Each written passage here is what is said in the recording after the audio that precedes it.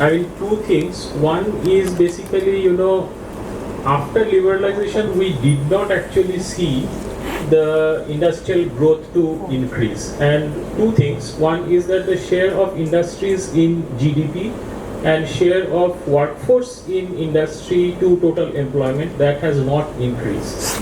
That is hovering still around 12 to 13%. So what happened to the promise of liberalization, that it would lead to competition, reduction in cost, and we would be more efficient and enter the world market. That promise, I think, has been belied.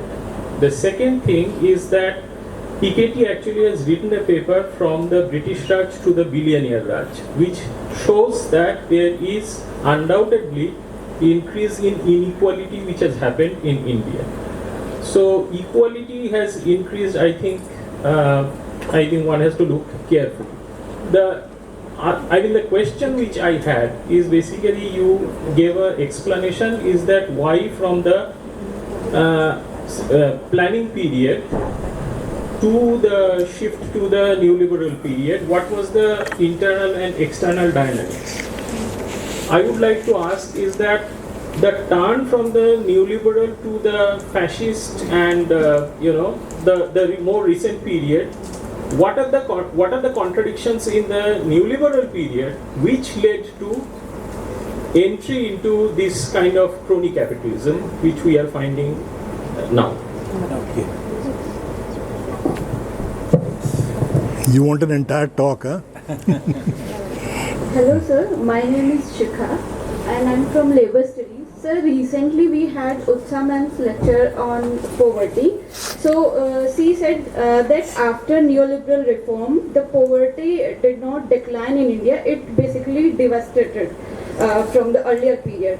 But if I understand it correctly, you said that after neoliberal reform, poverty actually declined in India. So I just want to clarify. Someone on this side, na?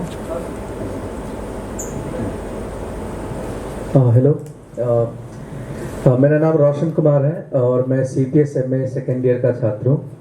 मेरा question ये है कि आपने कहा कि जो Nehru Mahalanobis model है और जो नेहरू का स्ट्रेटजी था, इकोनॉमिक स्ट्रेटजी, वो heavy industries and IITs, IIMs and all बहुत सारी चीज़ों को उन्होंने क्रिएट किया, फाउंडेशन किया। इट्स गुड एंड इट्स बहुत ही अच्छा रहा। लेकिन जो वकील एंड ब्रह्मानंदन जो क्रिटिक है, जो प्राइमरी एजुकेशन को उन्होंने भी नकारा और आगे वाले दौर में भी नकारा गया, और अभी भी जिस तरीके से प्राइमरी एजुकेशन, जैसा कि हम सभी जानते हैं कि 5000 स्कूल्स को बंद करने के लिए यूपी में फरमान सुनाया जाता है, या फिर प्राइमरी एजुकेशन आज भी हाईली जो है वो प्राइवेट इंस्टीट्यूट पे डिपेंडेंट है। तो ये क्वेश्चन जो है मेरा है कि इस पे आपका क्या वो कहना है? Yeah. Hi. Hello, Professor. I'm Vasudev from I'm a PhD student in CISLS. So my question is kind of, when you began, you spoke about how the roots of this development strategy come from the movements from below and so on. So after independence, and you mentioned land reform as well. So would it not be right to say that in most of the country, land reform was not taken forward to an extent? You mentioned that only where movements were strong, it took place. And so in the absence of such land reform, in spite of having formal democracy, we cannot call it authoritarianism, but would it not be a correct argument to say that there was no democracy till the grassroots? And along with that, so in if we take Kerala in 1958-59, there was a communist democratically elected government of the undivided CPI, which undertook more extensive land reforms and reform of the education system.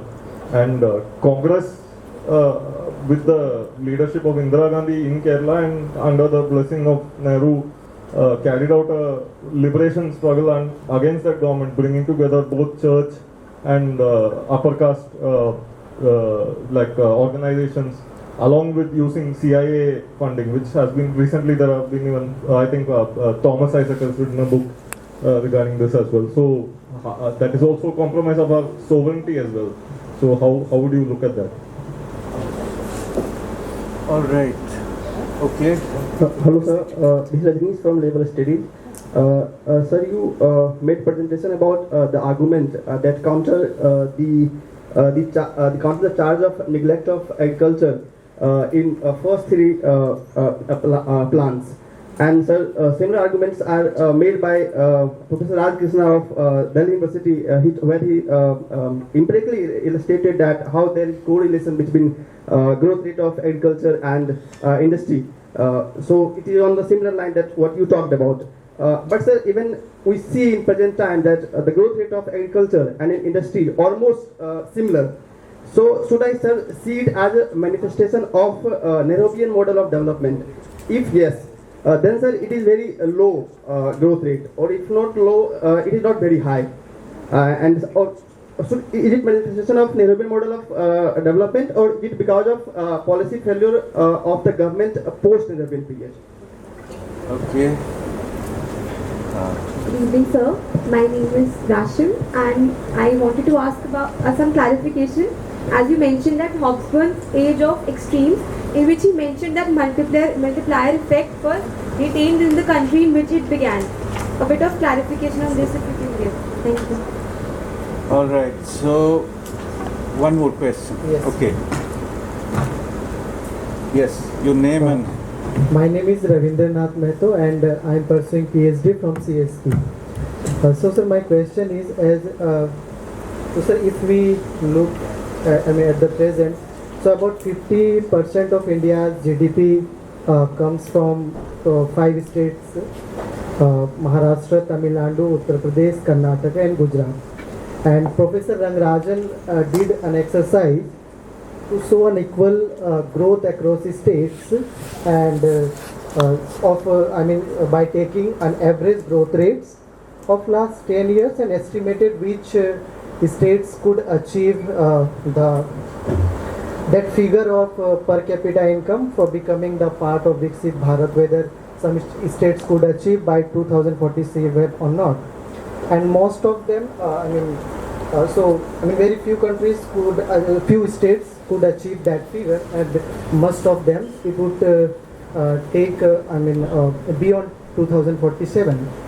Currently, I do not remember for all the states, Question. So my question, so some states like Jharkhand, it would take around 2060 to achieve that per capita figure. So as at the very beginning, you have said that India did not look for external colonies and in its development path.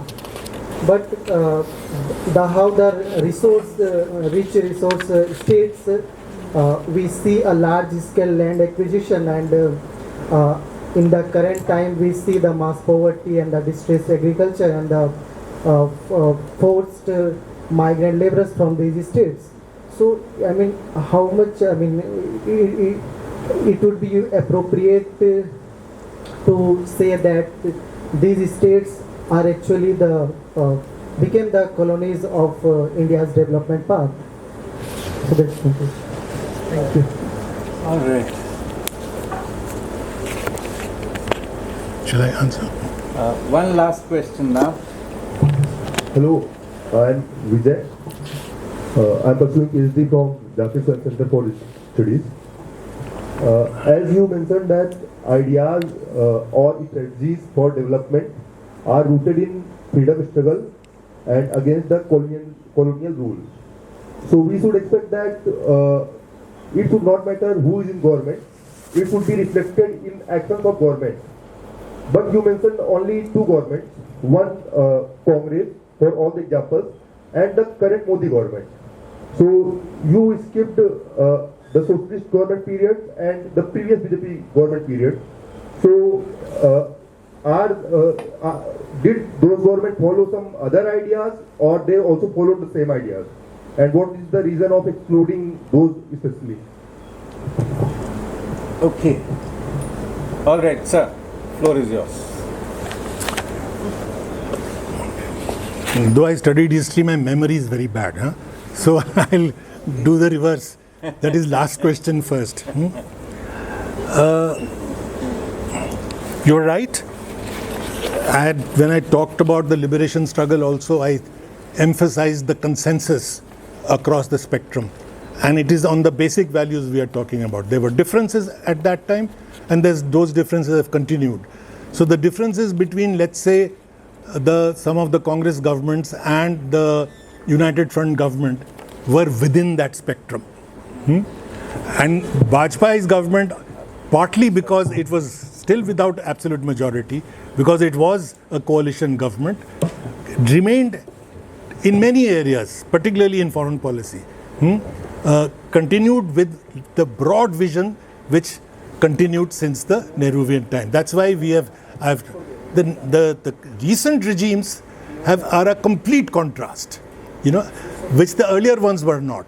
Whether you're talking of the Janata period or in the Vajpayee period, in that period the most negative aspects were the push given to communalism, particularly in education, from 77 onwards. The NCERT textbooks were first banned in 77, because once the Janata regime came in, the RSS insisted, because they were part of the Janata regime, as you know, they were part of the Janata party, they had merged with it, they had insisted on keeping education, information and that sort of thing with them. And therefore they had done that. So, and we have always critiqued that. That was outside the paradigm. But by and large, the continuities still remained. By and large, with differences, but by and large. With the current regime, it's you're on a totally different track. I mean, it's very difficult to find anything that remains of the freedom struggle in a regime which was not born out of that struggle, which was colonial in its mentality, and which pushes that same perspective even till today. They are pushing. I mean, as a historian, I can tell you that the last thing that they did to the NCERT books was push a colonial argument that the partition of India was caused by the Congress, not by Muslim League, not by the British. They don't even mention the British. They're saying that the British, in fact, wanted a united India.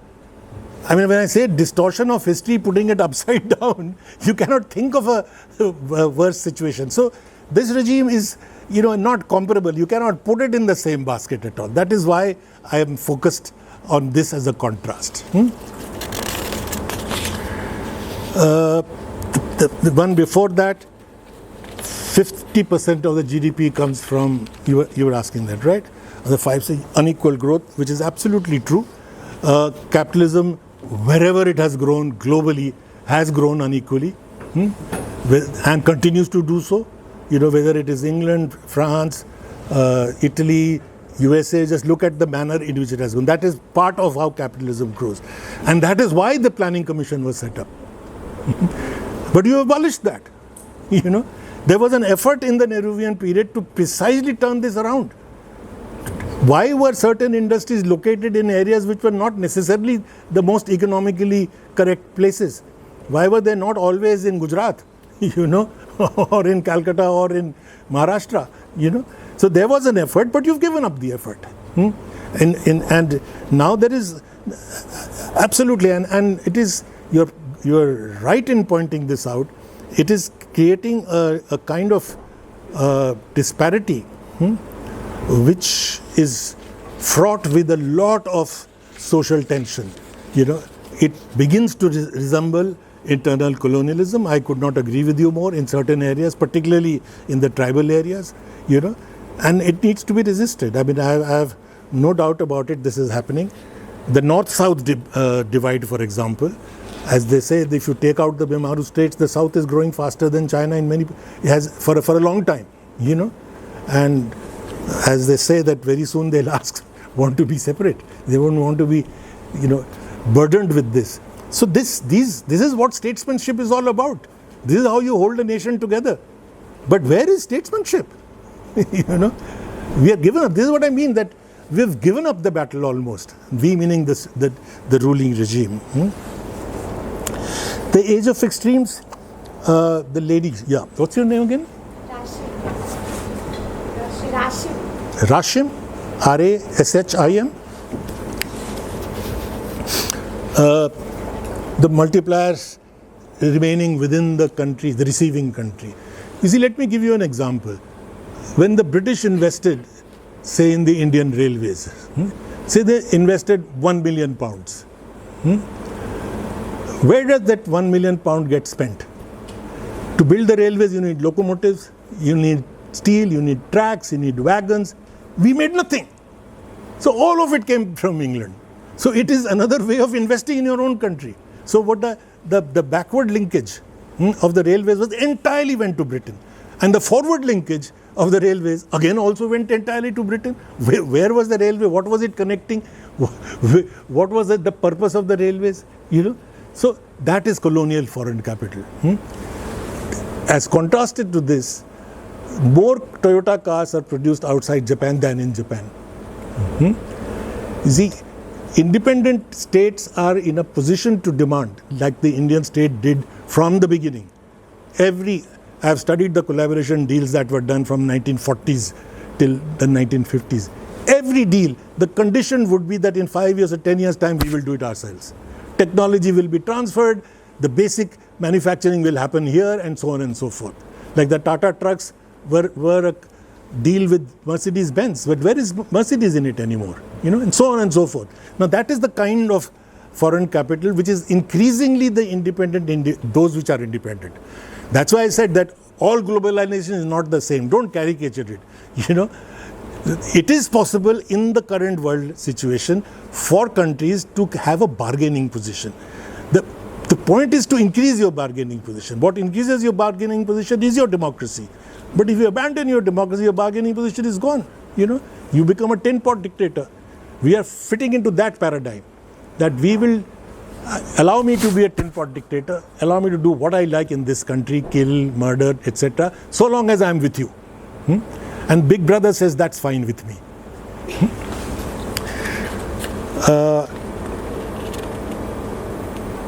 Agriculture neglected, continues to be slow. But who asked the agriculture question?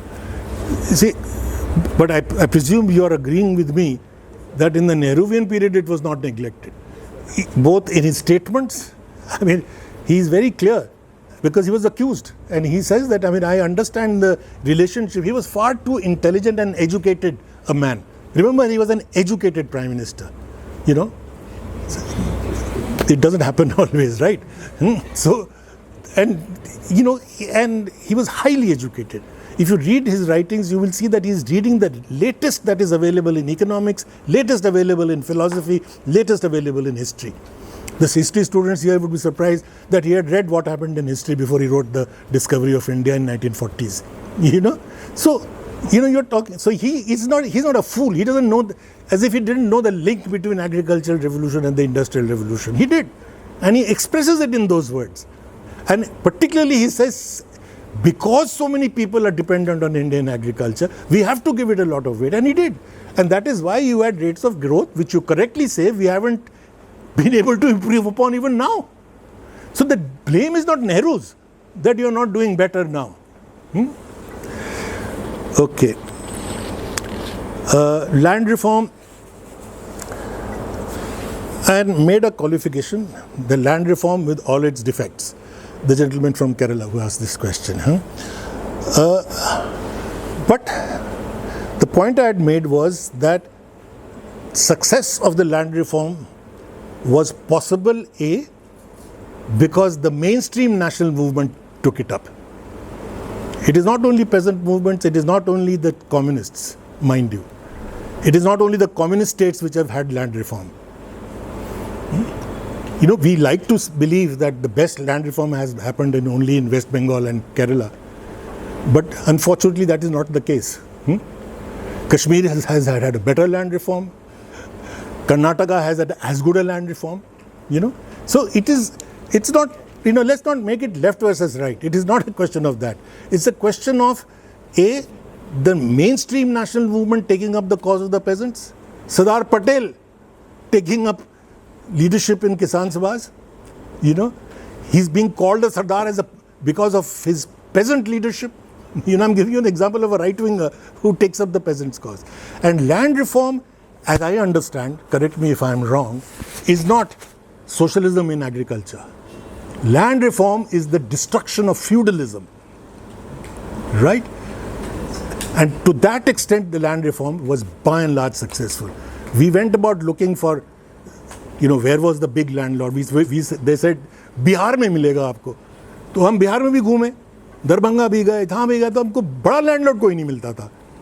So it is all in our imagination. We are saying कि वो अभी है. So then somebody said कि बिहार में नहीं, अब पंजाब में हो गया बहुत बड़ा land, this thing, big landlords.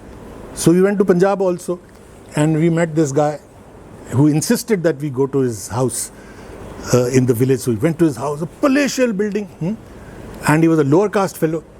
So we said, how much land do you till? He said, sir, about 1,000 acres. So, like a lower caste, 1,000 acres. What was he doing? He was leasing in land. Now that is part of land reform. Leasing in land is not the same thing as leasing out land. A big landlord, zamindar, leasing out to small tenants, 5-acre pieces is one kind of thing. But an entrepreneurial peasant leasing in from other peasants land and doing capitalist agriculture is land reform. So if you take all that into account, and of course, because it was done in a democratic manner, in places like Bihar particularly, they jammed the courts. You had to have a constitutional amendment, to enable the implementation of the land reforms, etc. They did everything that was possible. It's all very well known, distribute land in the names of their dogs, their servants, their cats, etc., etc. Everything said and done. Over time now, all studies have shown that there is large ownership has disappeared. The average holding in the country has now become a middle peasant holding, average. 5 to 15 acres. That is the overwhelming amount of agricultural land is in that holding now. So in that sense, the land ceilings, of course it was not success. Many people avoided the land ceilings, but as Hanumanta Rao said, what it did was it killed the land market. Nobody now buys land. And through just absence of primogeniture, in any case, even if your family had 100 acres, by the third generation they'll have 3 acres each or 4 acres each. So it is in this sense that one is saying the land reform. Of course, land reform happened very well in Kerala, partly because of the peasant movement there.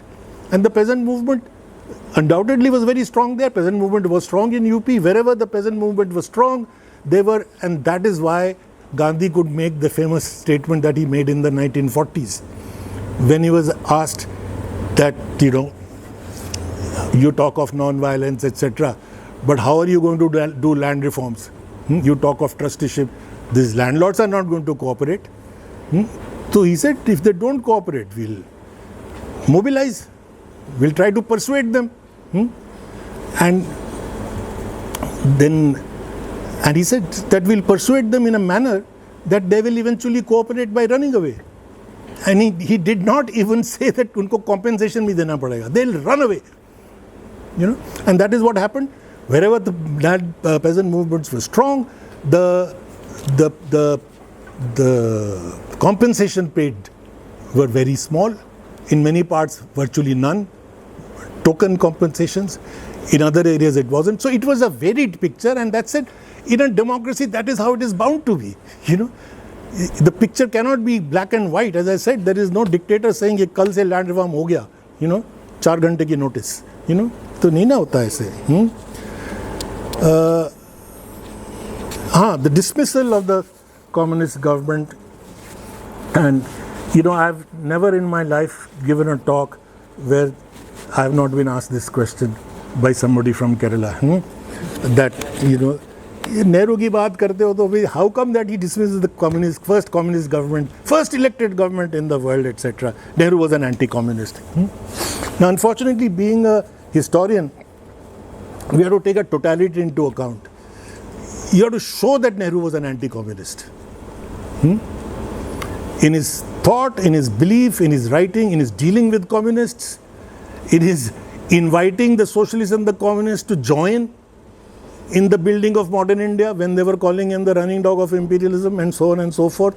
Despite that, there is nothing, no evidence which shows that Nehru was an anti-communist in any of his writings. Any. You have to show it to me. Even when he is abused, you will find that he treats them with kid gloves. कहते भटक गए हैं, but समझ जाएंगे, As he told Irfan Habib when he gave him the fellowship, which was refused by the Home Ministry. As you all must be knowing the story. His fellowship to go to Oxford to do his PhD was refused on the ground that he was a communist. So Irfan Habib wrote to Jawaharlal Nehru saying कि मैं उनको deny कर रहे हैं, तो इसे आ जाओ, come and meet me in my office. So he went to his office, met him. They had a long discussion. They talked about China, they talked about this, that and the other. Then Nehru wrote to his vice chancellor, which was I think at that time Zakir Hussain, saying कि बेवकूफ़ है थोड़ा सा, but there are many points on which he's being rigid and all that, but then that is understandable. That is no reason to deny him. He's a bright person. He must be given the fellowship when he went. So there was no anti-communism in Nehru. Why the Kerala government got dismissed? There are a number of issues, and you have to be careful while analyzing it. It's not a simple Congress being anti-communist. The communists and the Congress, and we've done a few thousand hours of interviews, and several hundred of them in Kerala, starting from Kasargod down to Cape Comorin. We went village by village, district by district, talked to hundreds of communists at the grassroots level and Gandhians. All the major leaders, CPI, CPM, Achyuta Menon, EMS, Surjit of course not from Kerala, but NC Shekhar, just name it. We talked to all of them in order to understand. And what we came away with was that at the grassroots, the Congress and the communists were working together. They were admiring each other. They were saying that communists would say that देखो ये Gandhians जो है ना, they have the spirit, they have the self-sacrificing this thing, and the Gandhians would say that look at the communists, they are the ones who are the, So a lot of this is the theory from the top, which tells you that they are enemies. There wasn't. In the freedom struggle, they were together. Each one of the communists that you know, each one, and particularly the biggest ones like Surjit and EMS and others, were congressmen. They grew up in the non-cooperation, they grew up in the national movement, and they said that wherever, and this is what our interviews show, that wherever the Congress grew, wherever the national movement grew, we could grow. And where the national movement did not grow, we could not succeed. So there is that is the kind of relationship. In that context, why does 56 happen? As you know, the communists' understanding, and that is why they were critics of Nehru, was on how to bring about change. And as I mentioned in my talk, that Nehru would not do it by force. He would not do it by diktat, by just passing a law. The communist government tried to bring in a major change in the education system, as you correctly said. The land reforms are already happening. That is not the critical issue. But the education was a very, very big issue by virtually a diktat. And in Kerala, again, you would be familiar, education has been in the hands of a wide variety of religious groups, Hindu, Muslim, Christian, etc. And it was not taken lightly, and there was an upheaval. You will say it was a Congress manufactured upheaval. You have to show evidence that it was so. Even if it was so, the fact was that there was a major upheaval, which was brutally suppressed. In Malayalam, there is not A.K. Damodaran, K. Damodaran's writings. K. Damodaran was one of the very famous communists from Kerala, very close to P.C. Joshi, and worked in JNU for several years with P.C. Joshi. A very fine person. And I'm quoting this from a person, I don't know Malayalam, so this was told to me recently by a historian in Kerala, that Damodaran writes that in that agitation, a brutal suppression of that agitation happened by force. And I was asked in one public meeting to go and defend it.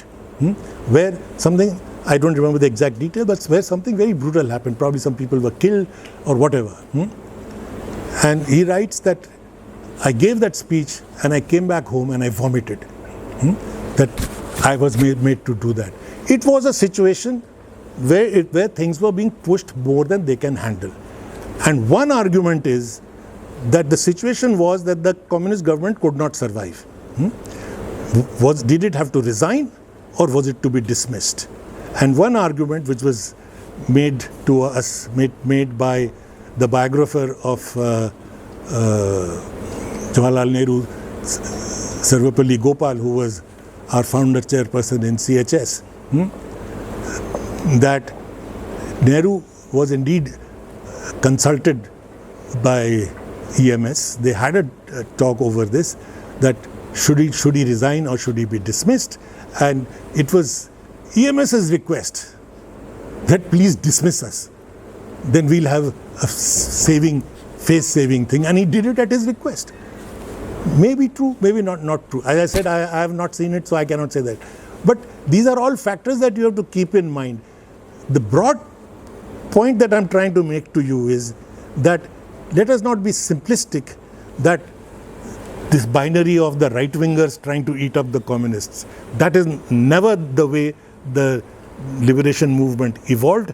That is not the way it happened even afterwards. The communists and the Congress have been together, and if you want to save, for God's sake, this country, they have to be together in the future. If we continue to fight these battles, then Modi ji shall reign forever and ever. Then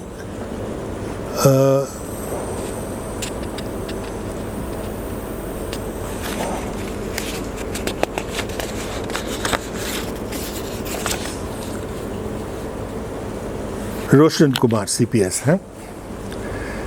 This is another one. Nehru ignored primary education. This is like, as I said, he did industry, which means he ignored agriculture. He did higher education, which means he ignored primary education. Read the first primary book that anybody reads in economics, Bhagwati and Desai. I'm giving you a 1970s book where statistically it gives you what is the growth of primary education in the Nehru period. It grows pretty fast. But the rate of growth in higher education is much faster, for the simple statistical reason that the base for higher education is very low. If you're starting with 1 and you create 5, it's so many 100% more, isn't it? So, it is, let's not do statistical jugglery. All your grandfathers were studied in government schools. Almost.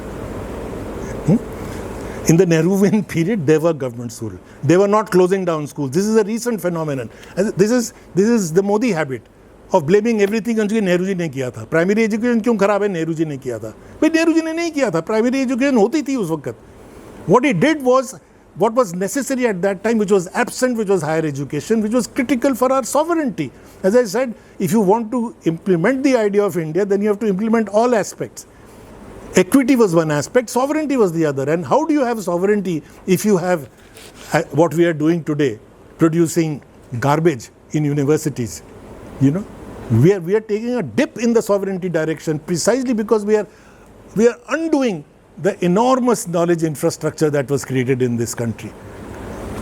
In JNU, I should not have to argue this, that if JNU can be destroyed, you can imagine what is happening to other universities. And what chance is there of a generation of intelligentsia emerging which can fight for equity? So this is certainly not true. It is of course true that primary education still, even in the Nehruvian period, was inadequate. Undoubtedly, that despite so many recommendations, we did not have the neighborhood school principle. We did allow the busing of children, which meant that the rich eventually went somewhere and the government schools went down the drain. So all that did happen. We did not follow the obviously good models globally in our education system. All that is true. But to say that he ignored primary education and the reason why primary education is the current situation is not a Nehru's. This privatization of the village school or the closing down of the village school is a recent phenomenon, just a few decades old. You know, it is not an old policy. Poverty, yes. You know, I'm aware of Professor Patnaik's, I'm a great admirer of her writings. I'm aware of her argument on poverty, on food availability in India over time. But I'm going by, I'm not an economist. I haven't done these studies. I'm going by what the consensus among economists appears to be on the issue of poverty, which is in the period after 92, the first 2 years, ignoring the first 2 years after the 1991 reforms, that till about 2012, you do see a decline in poverty, especially in the, I'm using, if you want to ask names, Himangshu's figures, Mahindra Dev's figures, others, then, you know, there are others who argue a different position, and I tend to agree that it appears to me that poverty, not inequality, but poverty was certainly declining in that period. That is no longer true anymore. You know, both inequality and poverty have taken a completely different this thing. Then industry did not grow. Again, if you look at the initial period immediately after the reform, I think you asked that question. It does appear that not only did industry grow, but capital goods were growing in the initial period. But certainly, as Prabhat has very convincingly argued, that over time, we are being pushed into a situation of deindustrialization. It's something that has to be dealt with, that needs to be put on the front burner without any doubt about it, that we have allowed that to happen. But I don't think it is a necessary result of the economic reforms, that this is a result of the turn towards economic reforms. That I would disagree with, that it is not a necessary result.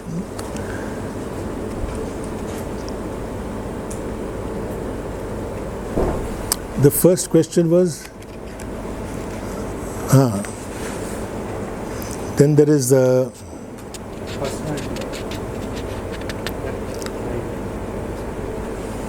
there's also the inequality question. The Piketty one I didn't understand, that from British Raj to now inequality has increased. Yes, I mean I have no doubt about that. Yes, of course, that is a correct statement. And turn from neoliberalism to fascist. What caused this? You see, I am skeptical about linking economic reforms to fascism or neoliberalism to fascism. It is not necessary. I think the fascist turn is not a product necessarily of the opening up of the economy or of the neoliberal, what you are calling the neoliberal turn in 1991. You can favor an open economy without being a fascist. There is an economic reductionism involved in this kind of formulation, which happened since the 1930s, that monopoly capital will lead to fascism.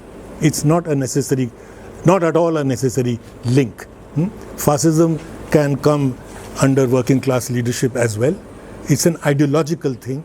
It cuts across class, and in the Indian case, the fascist turn has come from a communal majoritarian strand. It doesn't have an economic base. That is not the reason why fascism has come. And this was again very early on explained by Nehru, when he said that if fascism ever came to this country, it would come in the form of majoritarian Hindu communalism. I mean, he never said that it'll be a result of capitalism. And I think we need to think about that. The first one, question I didn't quite understand, why we are developing.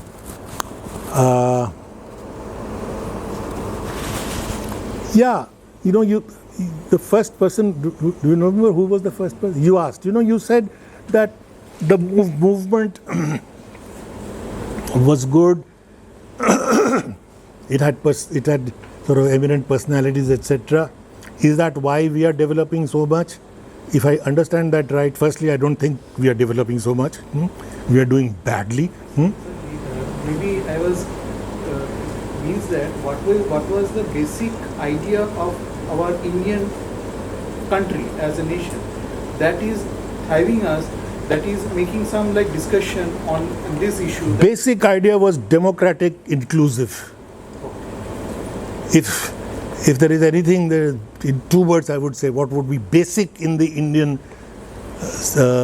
system, or the civilizational ethos, would be that you are inclusive, you can live with difference, of difference of language, of religion.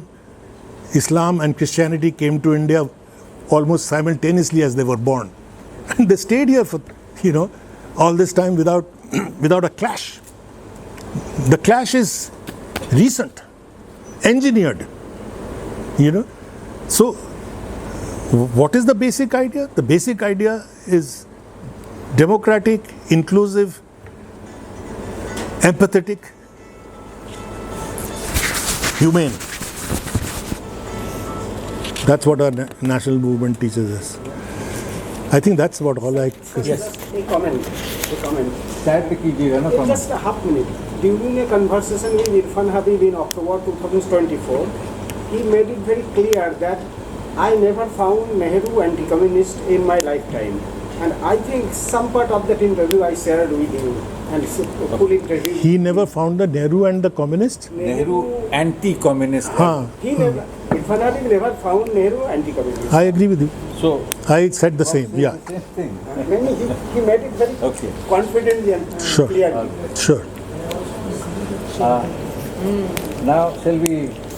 Okay. Otherwise, Pradeep. Okay. You want a mic, Pradeep? Very quickly, huh? Sir, the idea or the political doctrine of secularism is increasingly being bandied as anti-Hindu, and basically suppress the aspirations of Hindu community. And this is not only a political propaganda, but also prominent individual, social scientists have said this. Priyan Madan is one of them. You also have Ashish Nandi, because this doctrine is associated with westernization of polity, and it's a Western idea basically. So it doesn't really gel well with what we have. Now there is a serious problem with this kind of argument, but it is increasingly acquiring a lot of political capital. This is one. Second is that the idea of the state, of course we have inherited or perhaps derived it from, as Dr. Chakravarty would like to point out, from colonialism, British colonialism. Now the situation now, what we have today, the so-called Hindutva Ram Rajya, if we had not inherited this idea or had not continued with what Britishers had left behind, what would have been the edifice of the state? Looking at what is happening today, which looks a bit scary, but then what is it that we could have had instead of the modern, the British, perhaps, the legacy? Thank you. Firstly, modernity is not the private property of Britain. Enlightenment and modern ideas there are multiple routes globally to modernity. This notion that modernity came in Europe, Enlightenment came there, and then via colonialism it came to us, is a colonial idea. It was their idea. In the 16th century, Akbar was ruling in India for 40 years. The same period, there was a King Philip II or someone ruling in Spain for 40 years. And a German economic historian, Rothemund, did a comparison. Akbar is talking in the 16th century of universal religion. He is holding conferences in his court between Hindus, Muslims, Christian priests. He is talking of reason, he's talking of rationality, and he's talking of rights of women. This is before it happens in the West. So this, what would have happened if that, as Nehru says, if the Ashok, Buddha, Akbar, Gandhi continuum continued, we would have been a far greater and a much more humane nation. We didn't have to, it is not British colonialism which does it. Equating of modernity with colonialism is Partha Chatterjee's problem, not mine,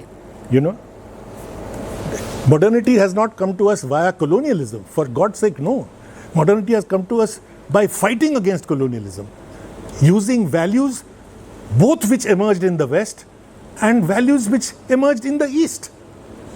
What has Mandela used when he does truth and reconciliation? Where did it come from? These are tribal values which he picks from his ancient past. What does Nehru pick from discovery of India? From our ancient past, inclusive values. So it is not correct. I mean, I'm not happy with this, either with Partha Chatterjee or with Ashish Nandi's kind of formulation. I agree with you on that. Okay, so thank you, Prof, for an excellent talk, followed by this very interesting conversation in which all of you participated. Most of